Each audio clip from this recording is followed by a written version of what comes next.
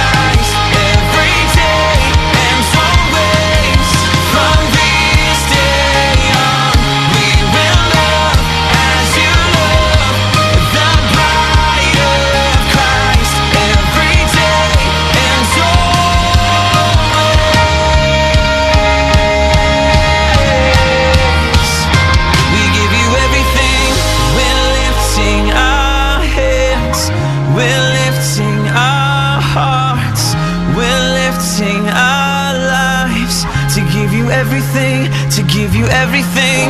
We're lifting our hands, we're lifting our hearts, we're lifting our lives to give you everything, to give you everything. We're lifting our hands, we're lifting our hearts, we're lifting our lives to give you everything, to give you everything.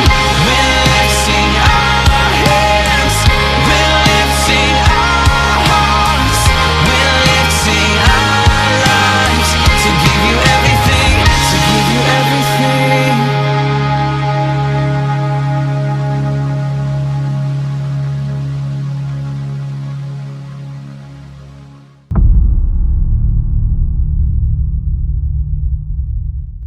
Okay, isang magandang umaga ho sa ating lahat, mga kabiyaya. Magandang umaga po. Good morning po. Good morning po, Doctor. Good morning po. Good morning po sa lahat. Title, mga Pure Grace po. Good morning po. Good morning po. Karito po sa ating lahat. Good Good morning po. Okay, isang magandang umaga ho sa ating lahat, Luzon, Visayas at Mindanao. Salamat po sa mga umaatin ngayong umaga. Manalangin muna tayo ngayong umaga. Ang sarap manalangin ngayong umaga. Panginoon, salamat po sa umagang ito na kami, Panginoon o Diyos, ay nagbigay, Panginoon, ng pagkakataon, madaling araw, ng oras sa iyo. At tunay nga, Panginoon, na araw-araw, Panginoon, ay nararamdaman namin ang iyong kabutihan, Panginoon, at ang iyong katapatan, Panginoon, sa aming buhay, Panginoon. Wala po kaming ibang gustong itaas sa umagang ito, kundi ang iyong pangalan po lamang. At kayo po, Panginoon, ang mangusap sa magitan ng iyong Santong Espiritu, Panginoon, sa umagang ito.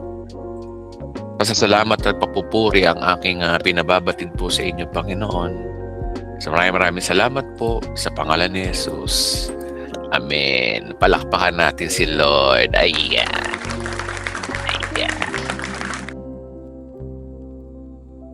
Okay, so topic tayo ngayon, ano, purpose-driven life, ipagpatuloy natin. Ayan. Purpose-driven life from a grace perspective, part 5 na tayo.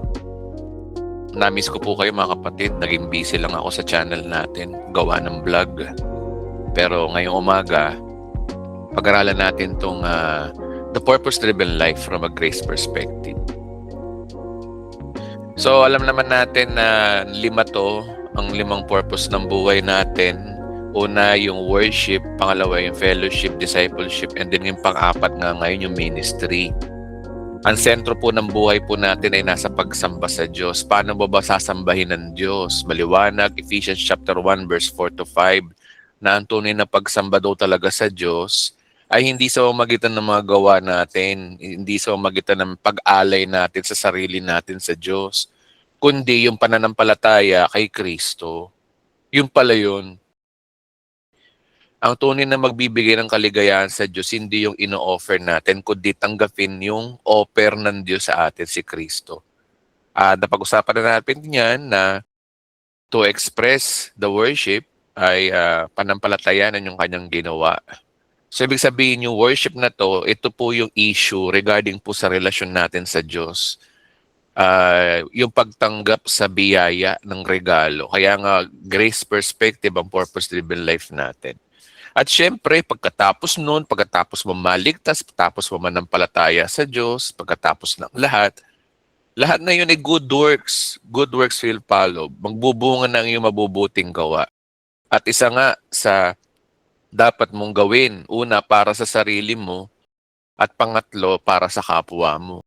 Tandaan po natin mga kapatid, meron pong 3 substansya ang buhay po natin, relasyon natin. Una sa Diyos, pangalawa sa sarili natin, pangatlo sa kapwa natin. 3 yan. Sinasabi ko dati 2, di ba? 3 pala. Meron pala tayong dapat arin sa sarili natin. So, nako-correct ng Diyos yan. Yung una, yung sa Diyos, okay na tayo dun eh. Wala na tayong problema sa Diyos mga kapatid. Nandyan si Kristo, siya yung natin, advocate natin.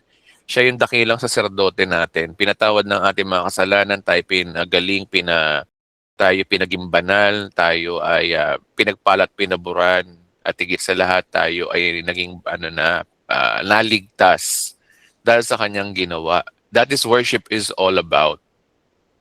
At yung sumunod dito is, syempre meron kang dapat gawin sa sarili mo rin. Palaguin mo yung sarili mo sa magitan ng pakikipag-fellowship. Yung fellowship na to, ito yung kailangan mo ng may pamilya ka, spiritual family. Mahirap yung mabuhay ka na nag-iisa ka lang, no? Para ka nagbabasketball na wala kang team. Saka nakakita ng ganun. Nagbabasketball ka, kalaban mo 5, ikaw mag-isa ka lang. Wala kang team. Pinagluloko mo sarili mo nun eh. Ang ho nun mga kapatid, fellowship. Napakahalaga ho nang meron kayong kapatiran, na kasama nyo sa buhay. Ang fellowship ay salitang koinonia, means kasama sa buhay, hindi yung fellowship na alam natin na may handaan sa simbahan, fellowship daw yung fellowship. No, the fellowship is involving yourself to others. Kasama mo sa buhay. At nandito yung pamilya ng Diyos. Okay? Universally, kasama tayo sa pamilya ng Diyos, pero meron kang dapat local church. Wherein, ito nga yung ginagawa nyo. Kayo, nandito tayo, kahit na online lang tayo, we are a family. Hindi tayo perpekto, walang perpekto dito, lahat po tayo ay may sakit, lahat po tayo ay nasa ospital ang simbahan. Dapat ang simbahan ay ganun. Buti na lang tinuro ng Panginoon sa atin to, sa akin to, na dapat tayo ay hindi tayo organisasyon, tayo ay pamilya. Okay? So, kapag pamilya, walang nagre-resign kasi magkapatid tayo. Pwede nyo siguro kung turing na parang lang dito, no? Tagapagsalita lang ng Diyos dito. Pero lahat po tayo magkakapatid po talaga. At syempre, dumarating din ang oras na ma-develop uli yung pagmamahal mo sa sarili mo, yung tinatransform ka ng Panginoon sa magitan ng pagbabago ng iyong buhay, sa magitan ng magpagbago ng ugali natin. Kasi napakahalaga mga kapatid na nagbabago talaga tayo, yung nagmamature tayo, hindi yung lagi lalang ganun na wala kang pagbabago, hindi ka aware sa sarili mo. Kasi napakahalaga ng pagbabago sa sarili kasi Pag hindi ka nagbabago, lagi kami nakakaaway. Ayun yung mga bunga ho yun kung bakit tayo may mga nakakaaway, hindi nakakasundo kasi meron tayo talagang pangit na ugali, tanggapin na natin ang katotohanan. Karamihan kasi sa mga Kristiyano kasi hindi aware sa mga sarili nila. Aware lang sila sa kapwa nila. Pagkakamali ng kapwa nila, aware sila. Pero yung pagbabago sa sarili nila, hindi nagbabago. So ang discipleship ay dinidisciple tayo ng Panginoon. Ang discipleship po ay hindi po pastor nagde-disciple ha. Hindi po mangangaral. Ang Diyos ang nagde-disciple sa atin. Ginagamit niya ang salita ng Diyos at ginagamit din niya ang sitwasyon para magbago po tayo. Okay? Okay, ito na yung pang-apat, yung ngayon, yung ministry. Dito na tayo papasok. In Christ, you were shaped for serving God. Yan po yung ating ministry. Ang ministry po ay paglilingkod. Tandaan po natin mga kapatid, inuulit ko, disclaimer lang po. Ang ministry po ay hindi para maligtas ka. Kagaya ng pinanood niyo po o movie, gumawa na ako ng movie na pinagmamalaki niya sa Lord yung kanyang ministry para daw siya ay maligtas. No, ang ministry po ay hindi para maligtas. Ang ministry ay pagkatapos mong maligtas. Bunga. Bunga lang yan, bunga. Pero wala dyan ang kaligtasan. Ang kaligtasan pa rin ay nasa worship. So, eto na. Tayo po ay maglilingkod sa Panginoon. Ano ba to mga kapatid? Pag-usapan natin to. No? Ano ba ang purpose ng buhay mo? Ang maglingkod sa Diyos, purpose number 4. Yan yung pinaka-idea po dyan. Okay? Bakit ba kailangan na maglingkod sa church o mag-ministry lang? Ganito lang ministry. Number 1. Kasi nilikha tayo ng Diyos para maglingkod. Maliwanag po yun na pagkatapos mamaligtas, ito yun. Ephesians chapter 2 verse 10. Sapagkat tayo nilalang ng Diyos, nilikha. Nilikha daw tayo, no? Sa pamamagitan ni Kristo Jesus. Talagang creator talaga si Lord din, no? Upang iukol natin ang ating buhay sa paggawa na ng mabuti. Yan ang layuning pinili ng Diyos. Nandiyan yung purpose. So, that is the purpose. Layunin. Pinili ng Diyos para sa atin noong pamanguna. Biro nyo noon pa lang talaga, sa simula pa lamang talaga, nais na talaga ng Diyos na paglingkuran natin ang kapwa natin. Ever since. Actually, ang konteksto nito, Ephesians chapter 10, di ba? Kung may 10, may 9, may 8. O, nakalagay di ba ron kaligtasan? Sapagkat dahil sa biyaya ng Diyos, tayo naligtas. So, magitan ng pananampalataya, hindi sa ating mga gawa, kahit walang dapat ay magmalaki ang sino man. Pagdating ng 10, ito na yon sapagkat tayo nilalang ng Diyos, nilikha tayo sa magitan ni Kristo Jesus. Nilikha tayo ng Diyos. Nandun na pala, nakadestina talaga na maglingkod tayo. Tingnan niyo mga kapatid, no, maliwanag na hindi lang kaligtasan ng purpose ng Diyos sa atin. Kasi kung kaligtasan din lang, ba't buhay pa kayo? O, tingnan niyo nga sarili niyo, ba't kayo buhay? O, humihinga kayo, iba nagkakapirito. O, iba nakahiga. Ba't pa kayo buhay dyan? Nung ginagawa niyo rito? May purpose kasi ang Diyos sa inyo. May purpose kasi ang buhay natin. Di ba? At yun nga, isa nga sa purpose nun, na gumawa tayo ng mabuti sa kapwa natin. Okay? So, paano ba sinuportahan ng Diyos yan para maglingkod ka? May suporta ang Diyos dyan Sabi rito, no, naligtas po tayo para maglingkod. Maliwanag, Timoteo 1 verse 9, nang naligtas at tumawag sa atin ay para sa banal na gawain. Tapos maligtas, banal na gawain ang susunod. Ginawa niya ito hindi dahil sa anumang nagawa natin, kundi ayon sa kanyang layunin. Ayun, purpose. Talagang yung purpose-driven life talagang may purpose, talagang true, legit. At kagandahang loob. Sa simula pa, ito ibinigay na niya sa atin sa magitan ni Kristo Jesus. Kapag na kay Kristo ka pala, Jesus, ang Diyos, sineset up ka na. Whether you like it or not, may galaw na ang Diyos. Yung mga nangyayari sa buhay po natin, may purpose po yan for the ministry, including yung pagbabago ng ugali natin.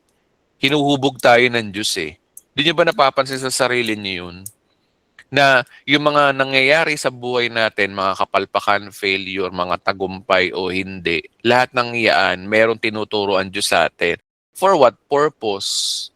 Para sa maglingkod tayo. At sinabi sa 1 Corinthians 6:20, sapagkat binili na kayo sa isang halaga, kaya't gamitin ninyo ang inyong katawan upang maparangalan ng Diyos.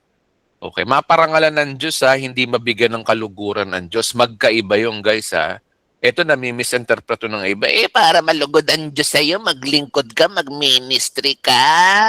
Hindi guys, hindi ministry. Hindi. Ayan, ang linaw, para maparangalan. Maparangalan nga Hindi mabigyan ng kaluguran, iba yun. Pag maparangalan ng Diyos, mapuri ang Diyos sa buhay mo, mapuri ka ng tao. Yung taong nakakakita sa iyo, mapupuri ang Diyos dahil sa ginagawa mo. Uy, purihin ng Diyos, brother, ganito, yung ginawa mo. Purihin ng Diyos sa buhay mo. Pag ganun ang naririnig nyo sa kapwa niyo, ibig sabihin, napaparangalan nyo ang Diyos. Pero never na tinuturo ng Biblia na maglingkod kayo sa Diyos para para matuwa ang Diyos, para walang ganon.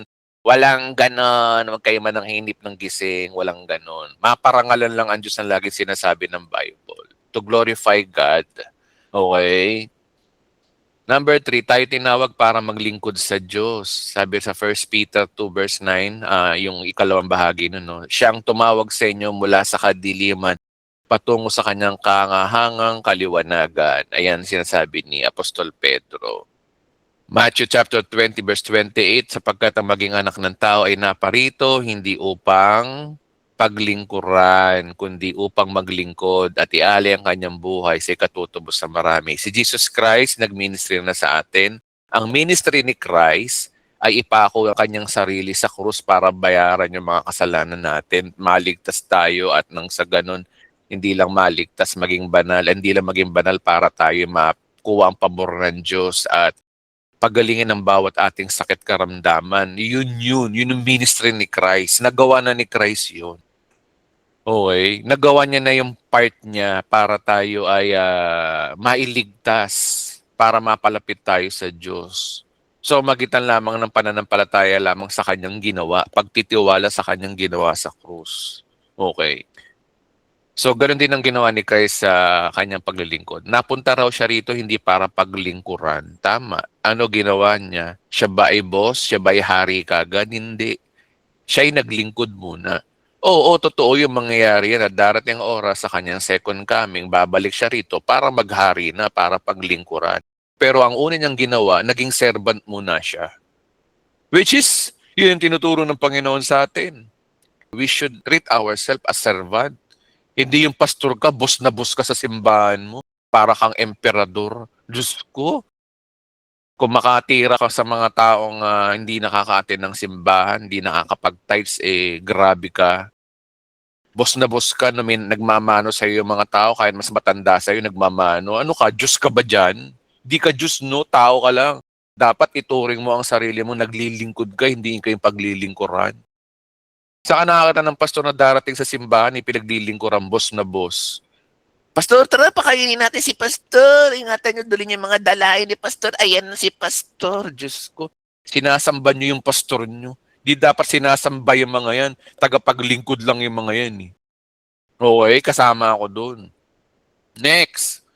O ngayon, saang lugar ba nais ng Diyos na siya ipaglingkuran? May place? May place ba? O hanapin natin, no? Sabi rito, ang iyong serbisyo ay kailangan sa katawan ni Kristo. Ito yung tinatawag mong family local church. Yung pala yun. Pastor, wala nga tayong physical church. Hayaan nyo na. Makinig lang kayo dyan, ministry na yun. Umaten lang kayo, that is ministry. I-share nyo lang yung ating mga pinag-aaralan dito. That is ministry. Alam niyo ba ang modernong ministry ngayon, ikaramihan online na lang. If you share the gospel through online, that is ministry. May sinabi ba, may standard ba ang Bible na kailangan mong umalis, pumunta kung saan-saang lugar? Wala namang ganun Ang sinasabi ng Bible, share the gospel. Now, nasa modernong panahon na tayo ngayon. You can share the gospel. Pwede mo naman abutin ang buong mundo na hindi mo na kailangan pumunta ng iba't ibang bansa. Meron naman ito online, no? Kaya nga ito ngayon ginagawa natin. Sa bagay, ito siguro ang tawag ng Diyos sa simbahang ito. Meron mga simbahan talaga na iyon ang pagkatawag sa kanila. So, wala namang siguro nga doon, personalan doon. But the point is, wag natin ikahon ng Diyos. Okay? Hindi natin dapat ikinakahon ng Diyos. Malaya tayo. Kaya meron tayong online dito sa atin. O, ito online lang tayo. Google Meet. Familia na rin ito mga kapatid. Virtual. Ano pagkakaiba nun? Eh kahit makipagkita kayo sa akin, ako rin yung kausap nyo eh. O marami na nakakita sa akin dito. Okay? So, mahalaga rin mga kapatid, i-balance natin ang lahat. Okay na daw, no? Bilang mabubuting katiwala at iba't ibang kaloob ng Diyos, gamitin ang inyong kakayanang tinanggap ninyo sa ikakapakinabang ng lahat for the benefit of others. May tinutukoy siya. Ang tinutukoy niya mismo yung church, yung simbahan.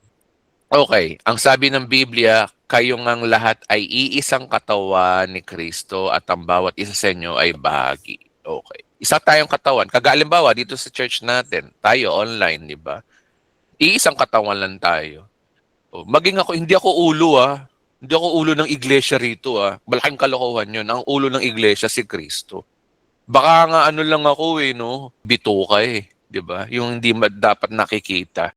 Alam niyo, ang katawan po talaga, mas madalas na napapansin yung mga nakapront no? Ay, ang kit-kit ng mata mo. Ay, ang kit-kit ng ilong mo. Ang tangos ng ilong mo. Ay, ang kit ng labi mo. Pero hindi napapansin yung yung loob. Ang cute ng batikulan mo, ng bituka mo, meron bang ganun? Ay, ang cute ng atay mo, meron bang ganun? Hindi napapansin Ganon din sa simbahan. Madalas napapansin yung mga front. Pero tandaan po natin, napakahalaga po ng lahat ng parte ng katawan ng simbahan. Ngayon, dito sa simbahan natin, dito sa online, ang magagawa nyo lang dito, makinig at ituro yung gospel. That's it. Alam nga namang magtumugtog ka dito, sa katutugtog dito. Sa ka magsusong lead dito. Wala na mga song leader dito. Common sense. So, ano magagawa mo sa church? Share the gospel. Share niyo yung mga tinuturo natin dito if you like. Yung ating mga video, okay yun. Share natin yun. Okay? Paano ko malalaman kung saan ako tinawag? Eto, magkakatalo tayo dito. Paano malalaman kung saan ka ang calling? Una, tanong, paano ko malalaman kung saan gawain ako tinawag? Saan ba talaga ako tinawag, Pastor? Ano ba ang calling ko? Ayan, yan ang mga tanong ng mga perverted, pero magandang tanong yan. Ano ba ang calling ko talaga? Ito guys, para malaman nyo kung anong calling nyo. Ito lang naman. Ang sagot ay kung paano ka hinubog ng Diyos. Saan ka hinubog? Ano yung mga naranasan mo sa buhay? Ano yung sino ka? Paano ka hinubog ng Diyos? Ito malalim to kung paano ka hinubog ng Diyos. Okay. Sabi, nang nilikha ng Diyos ang hayop, binigyan niya ito ng Diyos ng mga kanatatanging expertise. May mga hayop na tumatalon sa tubig, may mga lumalangoy, may mga tumatakbong patalon, may mga iba naman na lumalakad, may lumilipad, may hayop naman na particular na role to play the base sa paghubog or shape. May shape ang Diyos sa atin. So, ganun din sa sa simbahan, hindi lahat nangangaral, hindi lahat ay pumupunta ng ibang bansa, hindi lahat ganun. Hindi lahat ay nag-o-online. Sa Universal Church ngayon, meron kasi talaga simbahan na physical church, meron namang ganito na online church. So, ituring din natin dapat na katawan yan, bahagi ng katawan po yan ni Kristo. May kanya-kanya ho tayong role sa buhay. Okay, paghubog ng Diyos. Paano ba tayo hinubog ng Diyos, no? Yun ang tanong dyan Pagkapareho din ng tao, lahat tayo may mga natatanging design or shape ng Diyos para gawin ang natatanging bagay. Sabi sa awit, anumang aking sangkap ikaw, O Diyos, ang lumikha, sa tiyan ng aking inay, hinugis mo ako ng bata. Pinupuri kita, O Diyos, marapat kang katakutan, lahat ng gawain mo ay kahangahangang tunay. Sa loob ng aking puso, lahat ito'y nakikintal. Ang butok at katawan ng iyong hugisin sa loob ng bahay bata. Biro mo, bata ka pa lang, may paghubog na ang Diyos sa'yo. Nilalagay na ng Diyos sa'yo yung exact DNA para mabuo bilang ikaw. Kung ano yung magiging role mo sa buhay, hindi lang para maligtas, kundi ano yung gagawin mo sa buhay, ano yung mission mo sa buhay na ito. Sabi ito, lumaki ako roon na hindi nalilihim, ako'y nakita na. Hindi pa sinilang. Nakita ka na pala ng Diyos kahit hindi ka pa pala sinisilang. Ganun ang dun ang overwhelming na idea dun. Sabi dito, nabatid mo kung ilang taon ang haba ng aking buhay. O alam na pala ng Diyos kung kailan ka mabubuhay. Di ba? Yung sa lapida, born December 16, 2025, died. O alam na ng Diyos kung kailan ka mamamatay. Okay? Batid mo kung ilang taon ng aking buhay sapagkat nakatitik na sa aklat na yung talaan. Meron na palang talaan ng Diyos no, kung ano yung magiging buhay mo. Matagal na balangkas mong ikaw lamang ang may alam. Aliwanag dyan, ang daming revelation sa verse na yan na sa loob pa lang ng bahay bata ng nanay mo, sa sinapupunan pa lang ng nanay mo, tinatahi ka na ng Diyos kung anong klaseng tao ka, itinakda ka na ng Diyos sa ano man yung gagawin mong role sa earth. Alam nyo dati mga kapatid, noon, nasa perverted ako, ang tingin ko sa sarili ko, wala akong role sa mundong ito kundi mambuwisit ng tao. Yun ang tingin ko lagi. Kasi, feeling ko kasi, mga tao lagi nabibwisit sa akin. Bata pa lang ako, lagi na akong tumanim na sa isip ko na tinuro sa akin ng mga nasa paligid ko na ako yung buwisit na tao, walang iya, ano ba ako nung araw. Suwail sa magulang, pinakamasama sa magkakapatid. Yun ang lagi ang tingin ko sa sarili ko. Tinemnan ako ng aking kultura ng ganun. Sabi ko, wala pala akong purpose sa buhay ko. Ito pala ang purpose ng buhay ko, mambuwisit ng tao. So, ang nangyari ho noon, hindi pala. Nitong bandang huli lang nakita ko na kaya ko pala pinagdaanan yung mga bagay na yun kasi hinugis ako ng Diyos para sa purpose na ito na mangaral balang araw. At ito pala yun. Noon na hindi ko tanggap to.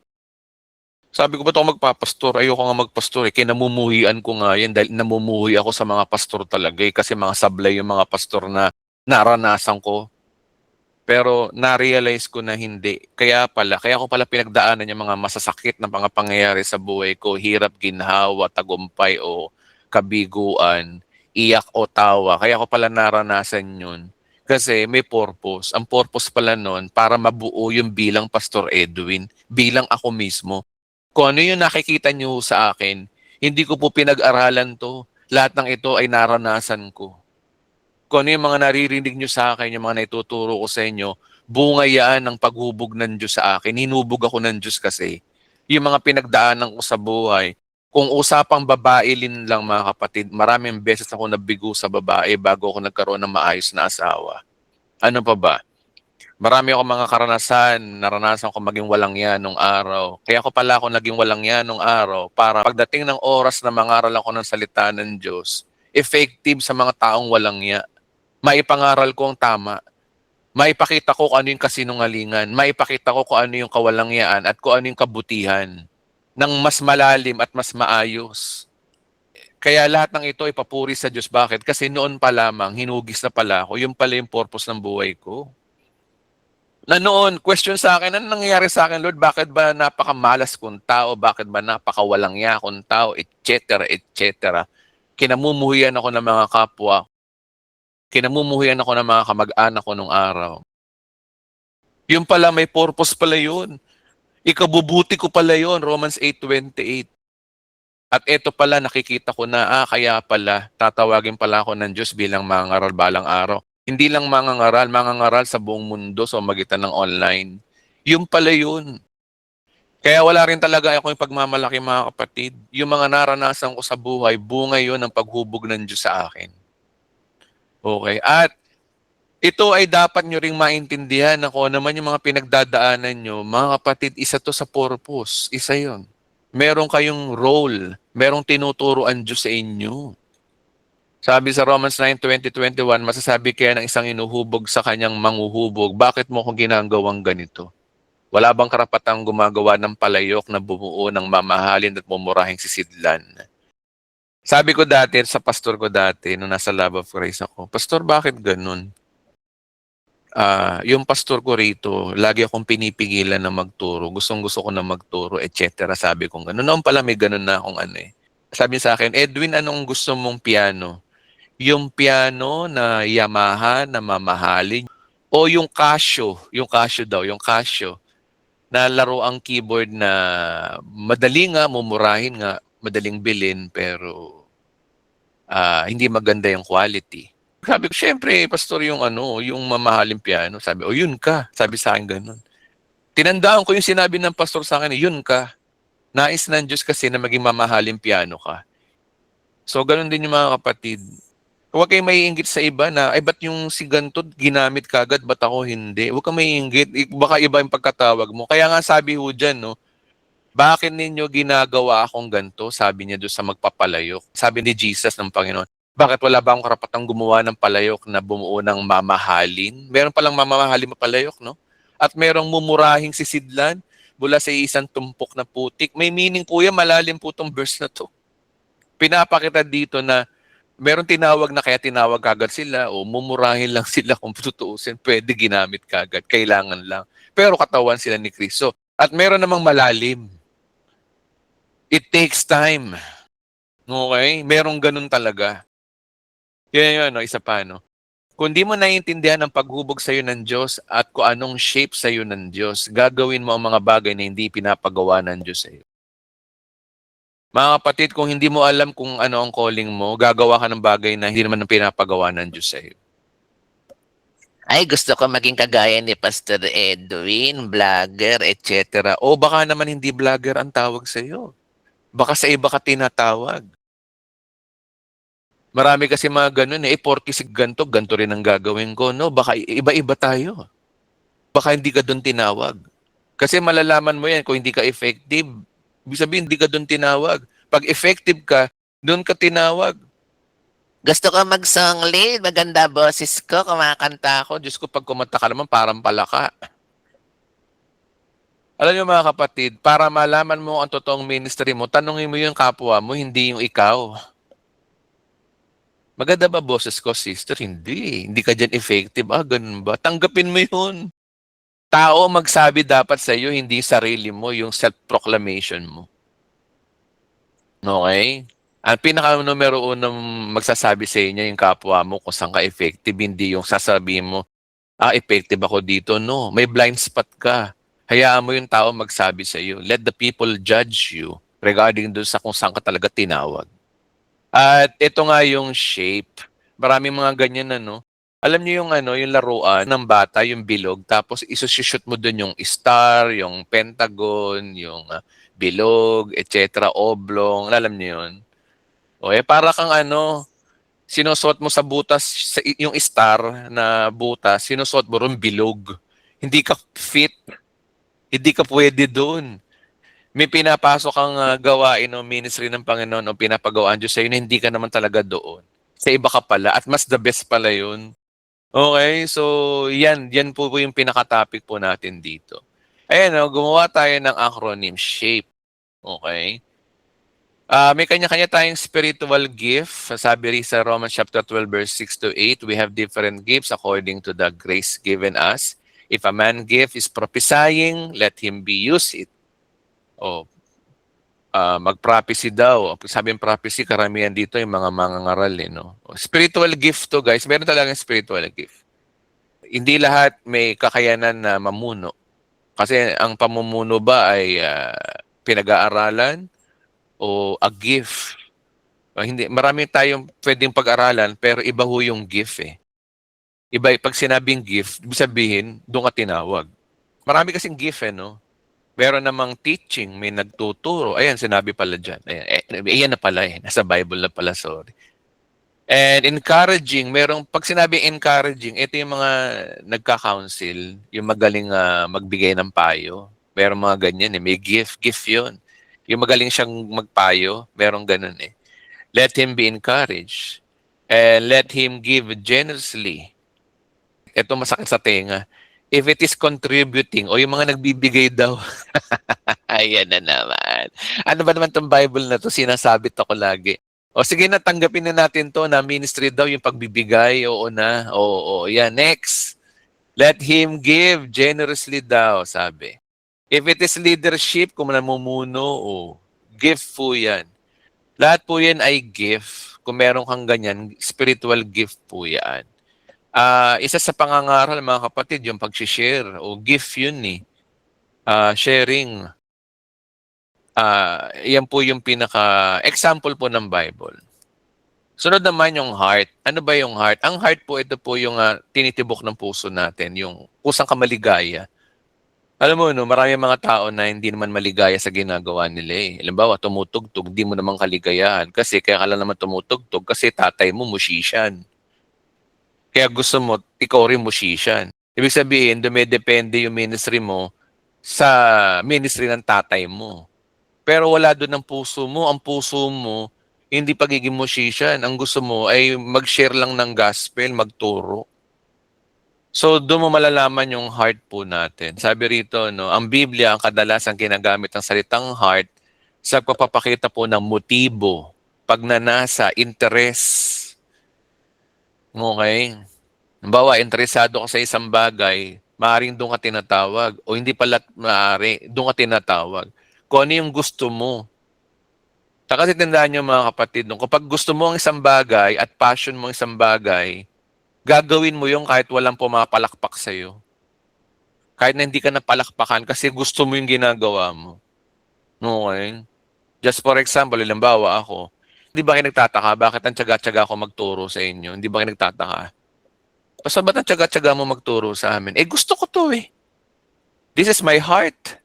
Ito yung puso ko. Masaya ako na may nakikinig. Masaya ako ng pag may natututo. Masaya ako na may nababago ang buhay. That is my heart. At priceless yun. Hindi kayang bayaran ng salapi yun. Hindi mo na ako kailangan bayaran, palakpakan para gawin ko isang bagay. Kasi yun po yung interest ng puso ko. At kayo may kanya-kanya kayong interest, no, kung nasaan yung puso niyo po eh. Pangalawa, ang yung puso yung nagsasabi kung bakit mo sinasabi, kung bakit mo ginagawa ang isang bagay at kung ano nararamdaman mo.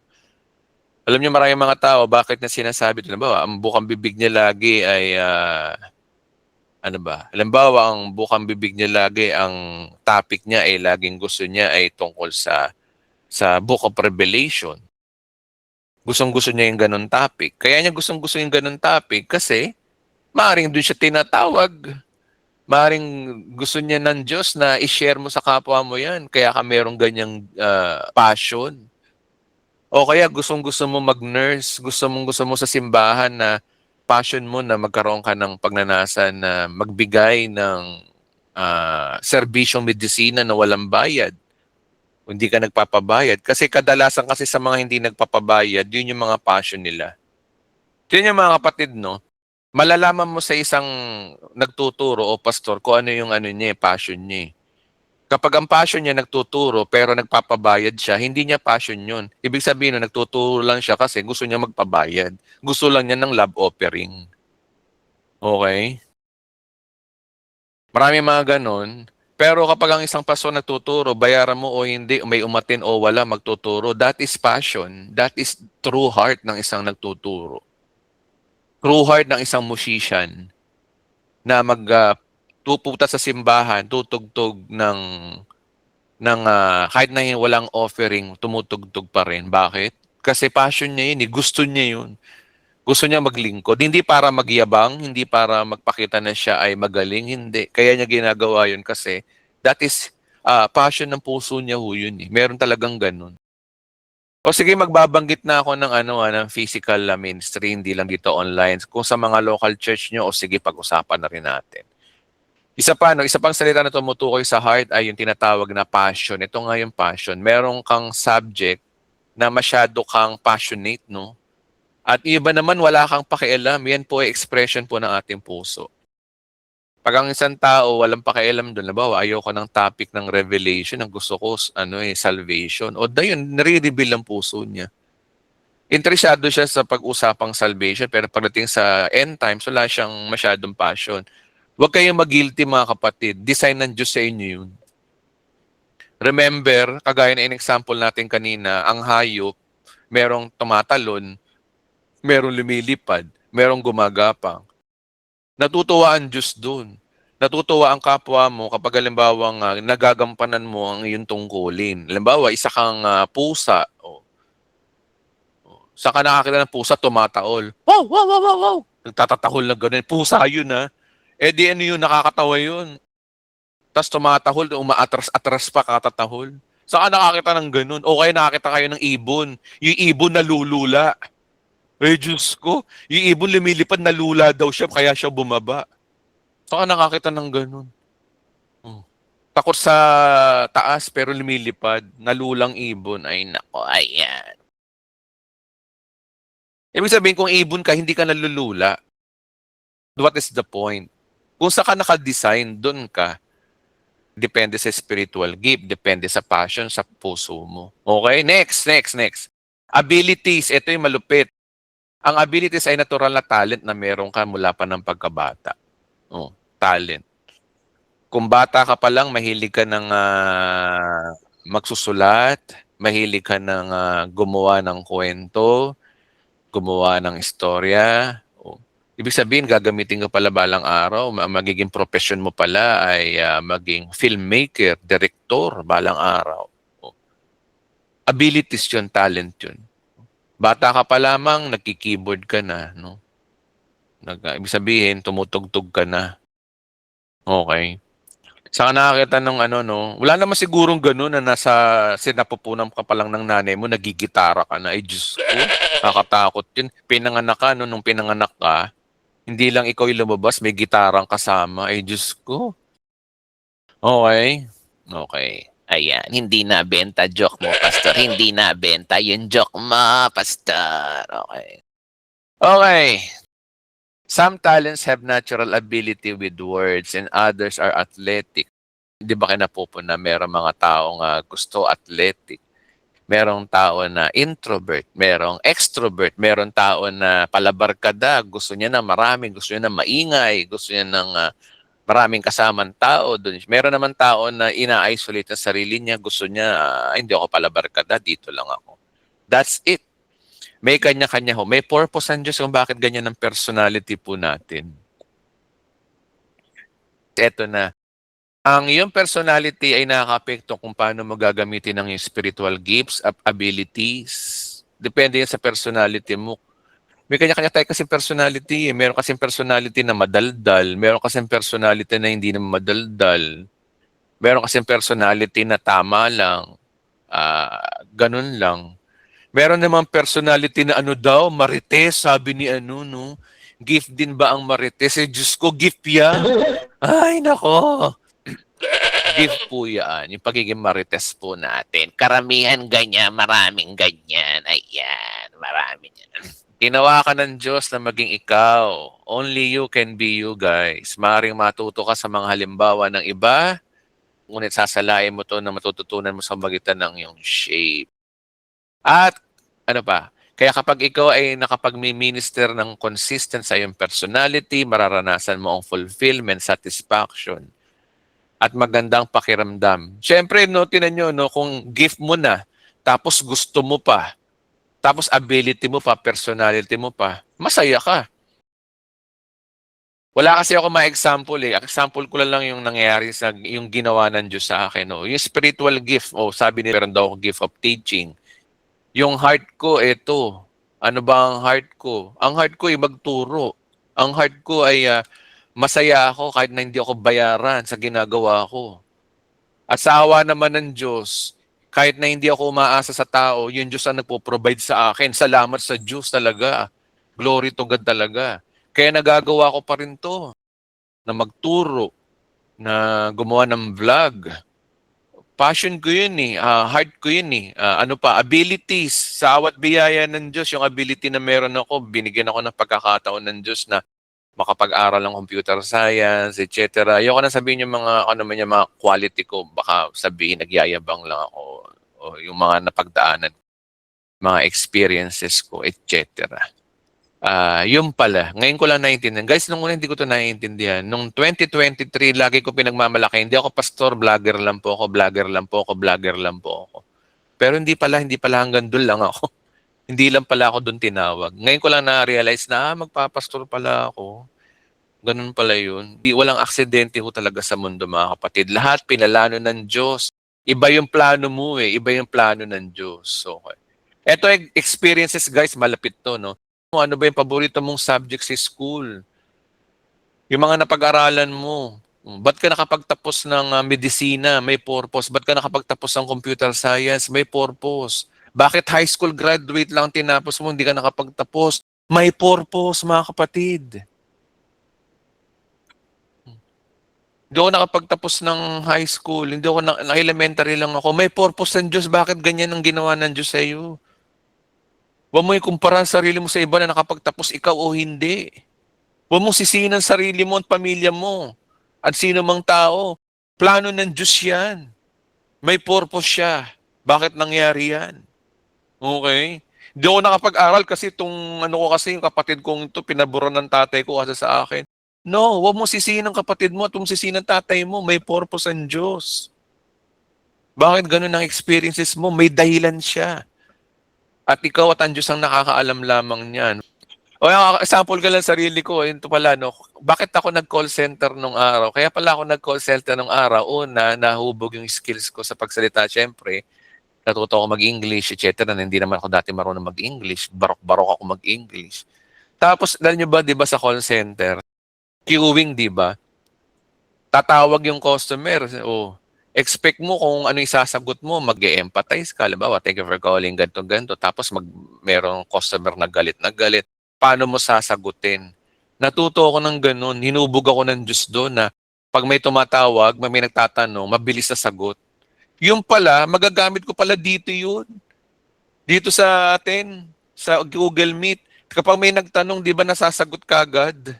Kasi sinanay na ako ng Diyos noon pa. Nung nagko-call center ako, yun palang purpose noon.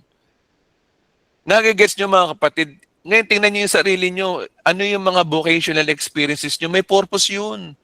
May dahilan yun. Hindi yung basta-basta aksidente lang na, bakit ba ako naging nurse?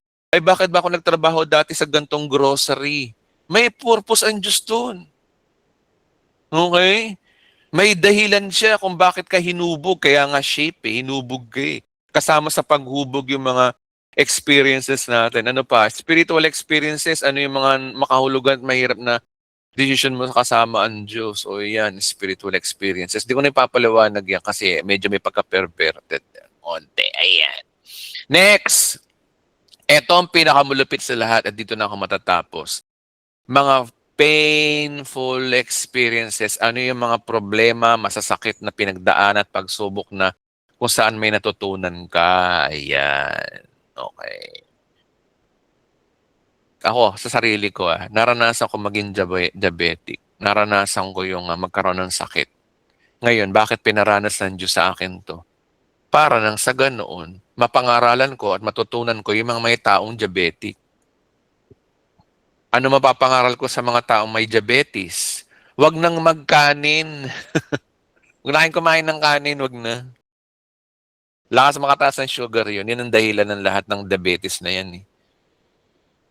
Maggulay na lang kayo. Palitan nyo ng lettuce. Mag-lettuce, mura lang naman lettuce o cabbage. Just like I did. Red rice po, Pastor. Lahat ng rice, red rice, brown rice, white rice, pareho lang yan. May mataas ang glycemic index. Pareho lang yan. It is better to stop it, mga kapatid, yung mga may diabetes dito. Tigilan nyo ng kanin. Taasan nyo, low carb. Ano ba mapapangaral ko sa mga may diabetes sa kagaya ko? Low carb. Alam nyo mga kapatid, simula nung ginawa ko na nag-low carb ako, nawala yung panlalabo na mata ko, nawala yung inom ako ng inom, nawala yung ihi ako ng ihi, nawala yun. Dati ang sugar ko, 180 to 200, guys. Minsan umabot ako ng 300 dati. Pero nung nag-low carb ako, nagkaroon ng disiplina. Decision lang talaga, disiplina. Sa awat biyaya ng Diyos, napababa ko ng sugar ko. Nasa borderline pa rin ako, pero okay lang, 115. Ang normal po kasi 95 to 105. 115, pahirapan na yan, pero at least nagawa ko na rin, nababa ko na rin. At minsan nagna-95 na ako. So ano ang lesson doon? Low carb. Oh. Ngayon natuto ko, i-share ko sa inyo ngayon, natutunan ko. Ang kinakain ko dito sa bahay ngayon, ano ang kinakain ko dito? Lettuce. Ang kanin ko, lettuce. Kahit yung tawag dito, yung mga kamote, yung mga patatas na yan, may ano rin yan, may starch yan Wala, nagpo-produce din siya ng carbohydrates. Ang kalaban talaga ng mga tao may diabetes, carbohydrates. Ano ba, yung mga tinapay. O kumakain man ako ng tinapay siguro ngayon, hindi araw-araw. Siguro yung isang slice lang na wheat bread. Wheat bread na yun isang slice. Pero, Bumabawi ako sa baboy, sa mga mataas ang protina. Akala ko dati, kapag kumain ka ng baboy, tataas ang BP mo. Hindi pala yun. Tumataas pala ang BP mo kapag kumain ka ng kanin tapos baboy. Ang nakakataas pa rin doon ng high blood ay hindi yung baboy, kundi yung kanin na carbohydrates kasi yun ang unang kinakain ng ano natin eh. Pero kung wala kang kanin, ngayon nakakain na ako ngayon ng baboy pero wala akong kanin. Ang kinakain ko na lang ngayon gulay. Gulay kamatis. Kadalasan mga kinakain ko ngayon. So ano natutunan ko ngayon, ang tinuro ng Diyos sa akin, pwede pala. May pag-asa pala yung mga tao may diabetes. Pwede palang bumaba ng mabilis. From 180 to 95, pinababa ng Diyos yun sa akin. Tinulungan ako. Oh, bakit ko naranasan yung mga painful experience na yun, yung mga masasakit na nangyari sa akin? Para i-share sa inyo to. Para marami tayong matulungan mga Pilipino na yun pala ang solusyon. So mga kapatid, ayoko na ikwentong iba sa kanab. Pero the point is, dito yung mga painful experiences nyo, i-share nyo yun. Ano ba yung mga pangit na nangyari sa buhay nyo? Naranasan nyo mabigo sa pag-ibig, may dahilan yun. Naranasan nyo mabigo sa pag-ibig para pang meron nagpa-counsel sa inyo, effective ka mag-counsel. Effective ka magturo sa mga may mag-asawa na may mga pinagdadaanan. Kalooban ng Diyos mangyari sa iyo yun. Ano ba yung mga masasakit na nangyari sa iyo? Nagkaroon ka ng cancer. Paano mo pangangaralan ng taong may cancer kung hindi mo naranasan magkaroon ng cancer o makasurvive dito? Na-scam sa pera, Pastor? Yes. Huwag niyo sisino-seryo niyo ba't kayo na-scam? Kasi una, para maging matalino kayo sa susunod at pang nagsa ganun, mapangaralan niyo rin yung mga taong huwag na ma-scam. Naalala niyo dati yung YouTube channel natin na hack? Kaya na-hack yun kasi may kinilik ako sa Facebook na na link na bibili ng gantong software kasi may naghahanap ako ng software. Nag-click ako dun, ayun, na-hack ako. So anong lesson dun? Huwag na ho kayong mag-click ng link kung saan sa Facebook. Okay? O, na-clickbait ako dati doon. Dati, Ate Marie. Totoo yun. Kaya ako na-hack nun eh. O ngayon, hindi na na-hack kasi secure na yung YouTube ko kasi nga meron siyang sariling account, inahayaan ko lang siya, hindi ko na siya ginagamit. Gumagamit ako ng ibang Google account para secure yung YouTube ko. Yun, sa awa ng Diyos, hindi na nangyayari yun. Hindi na ako nahahack kasi hindi ko na ginagamit eh. Nandyan lang siya, nasa isang laptop ko lang siya eh. Ginagamit ko lang siya pag nag-upload ako ng video sa YouTube, etc. But mag-post ako. Sabi, failure is simply the opportunity to begin again. Amen. This is time more intelligently. Amen. Emperor Nabucodonosor. Ay, Diyos, kung ganda ng pangalan mo, kapatid. Tama daw, yung failure daw ay opportunity daw yan para makapagsimula ka ng panibago o new beginning. This is times.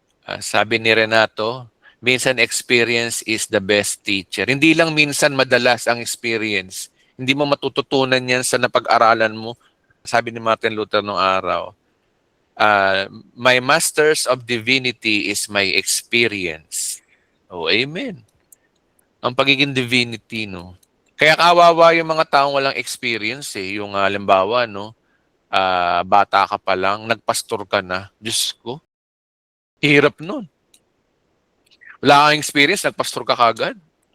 Tapos magtuturo ka sa mga kananayan, katatayan, binata ka, di mo pa naranasan mag-asawa at mag-anak. Binata ka, 22 ka pa lang, di ka pa nag-aasawa. Tapos pagpapastoran mo, may mga pamilya. Hindi mo nga naranasan magpamilya, hindi mo naranasan maging magulang, tapos pangangaralan mo yung mga... Mahirap yung mga kapatid, suntok sa buwan yun. Kaya napakahalaga mga kapatid na experience. Mag-antay tayo sa tamang oras. Kung meron man dito na gusto magpastor, intayin mo yung tamang oras. Hindi basta-basta yan.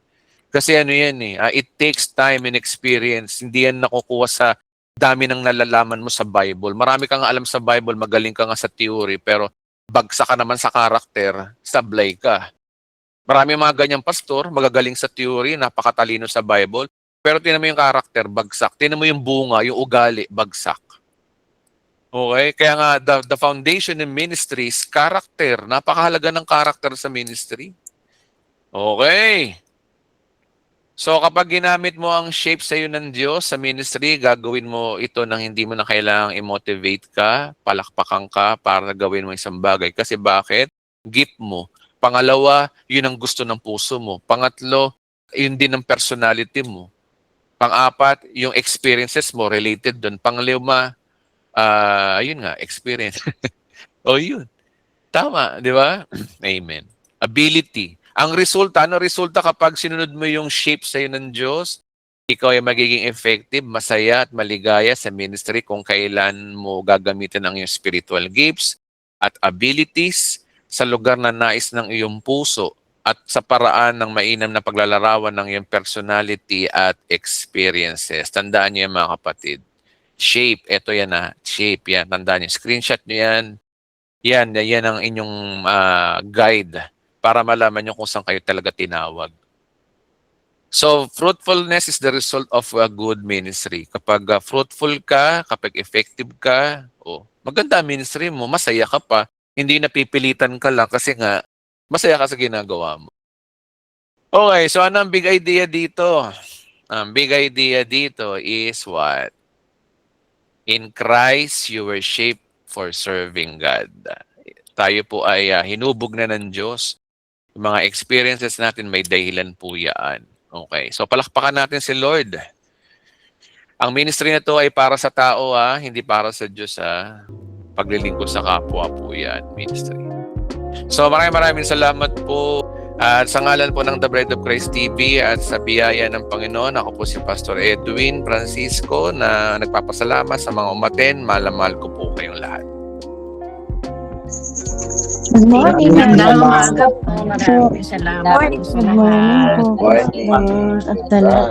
Salamat. po. Salamat po. Merry Christmas po sa Salamat. Maraming salamat.